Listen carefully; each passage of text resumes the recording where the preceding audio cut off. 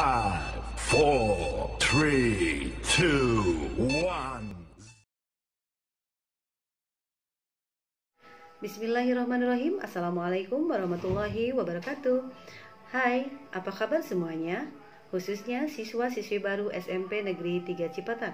Semoga kita semua ada dalam keadaan sehat walafiat ya, dan selalu ada di dalam lindungan Allah Subhanahu wa taala. Amin ya Allah ya rabbal alamin. Alhamdulillah pada hari ini kita bisa bertatap muka secara daring dalam kegiatan MPLS, yaitu masa pengenalan lingkungan sekolah. Perkenalkan, nama Ibu Rini Gustini.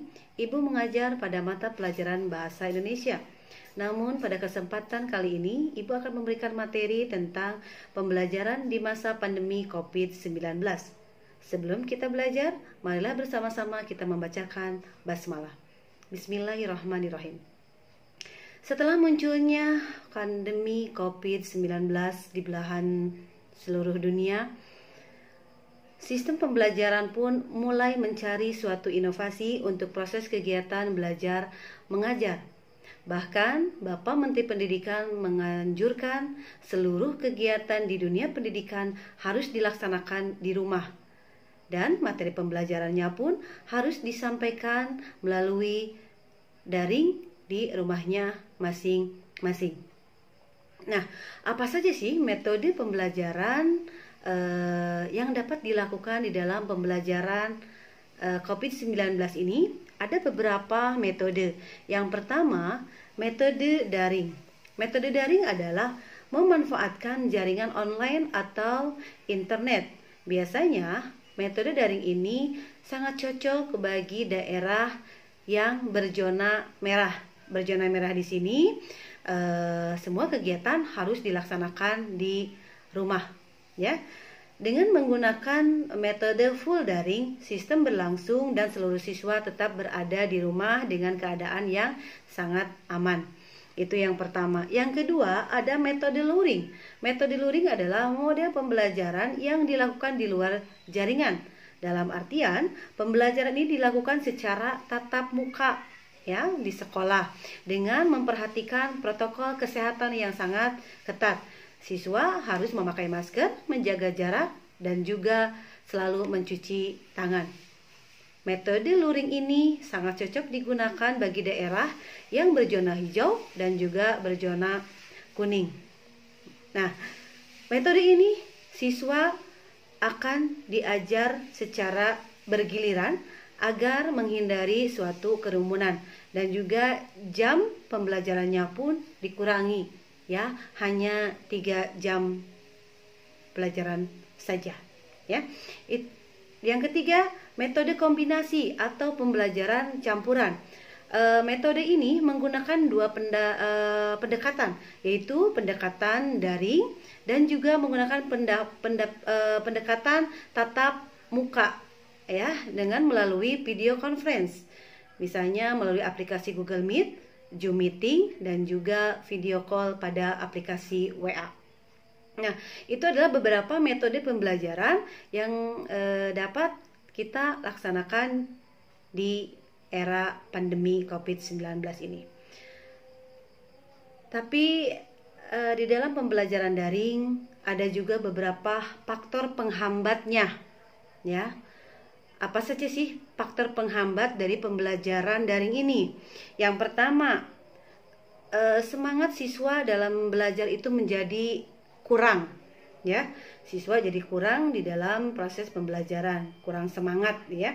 Terus yang kedua, orang tua tidak dapat mendampingi anaknya pada saat pembelajaran di rumah karena orang tua bekerja sampai larut malam, sehingga tidak mendampingi atau tidak bisa mendampingi anaknya di dalam pembelajaran. Terus yang ketiga, masih ada beberapa siswa yang terkendala oleh adanya jaringan, ya, karena mungkin rumahnya sangat jauh, ya, di pelosok misalnya, sehingga jaringan internetnya sangat terkendala sekali. Terus yang keempat, siswa mulai jenuh, mulai bosan, dan juga mulai malas dalam mengumpulkan tugas atau juga di dalam pembelajaran berlangsung. Ya, yang terakhir, orang tua mempunyai keterbatasan di dalam menggunakan gadget. Ada beberapa siswa yang diberikan batasan oleh orang tuanya di dalam menggunakan handphone. Nah, bagaimana sih agar belajar online itu menjadi efektif, efisien, dan menyenangkan? Ya, tadi kan anak mulai bosan, mulai jenuh. Nah, bagaimana sih ya agar belajar online ini menjadi efektif, efisien, dan menyenangkan? Ada beberapa tips nih ya. Yang pertama, kalian harus menentukan dulu tujuan belajar dari kalian. Tujuan kalian belajar itu untuk apa? Ya, sehingga timbul semangat di dalam diri untuk selalu mengikuti pembelajaran yang diberikan. Ya. Terus yang kedua, belajar dengan disiplin. Tentukan waktu. Karena jadwal sudah ditentukan, ya, misalnya pelajaran bahasa Indonesia Senin dan Rabu, ya. Jadi kalian harus bisa mengikuti sesuai dengan jadwal yang sudah ditentukan. Yang ketiga, belajar dengan orang lain. Saya tidak bisa belajar sendiri misalnya, saya butuh bantuan dari orang lain. Bisa misalnya bantuan dari orang tua, dari kakak, atau juga dari orang-orang yang ada di lingkungan sekitar rumah kalian. Ya. Yang keempat, cari tempat yang aman. Silakan kalian ciptakan suasana tempat belajar kalian yang nyaman, ya, yang enak misalnya. Ya, biar belajar kalian itu tetap semangat, ya. Terus yang kelima, jangan lupa selalu minum air putih agar kita selalu fit, ya, di dalam mengikuti proses pembelajaran. Yang keenam, kenali tipe belajarmu, ya. Silakan kalian yang menentukan tipe belajar saya itu seperti apa. Misalnya saya itu belajarnya suka sambil mendengarkan musik misalnya, atau saya belajarnya suka dalam keadaan yang sepi, yaitu silakan disesuaikan dengan tipe belajar kalian yang sering kalian lakukan. Yang ketujuh, jangan lupa membuat catatan.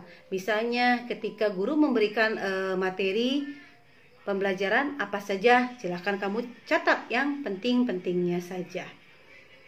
Terus yang ketujuh, yang kedelapan, jangan lupa olahraga, ya. Sebelum kalian mengikuti pembelajaran, alangkah lebih baiknya olahraga terlebih dahulu agar ketika kita mengikuti proses pembelajaran kita menjadi fresh, ya.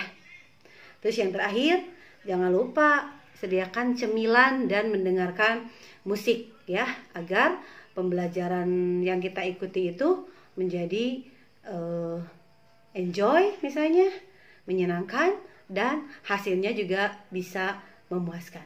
Oke, mungkin itu saja tips, ya, beberapa tips agar belajar online itu menjadi efektif, efisien, dan menyenangkan.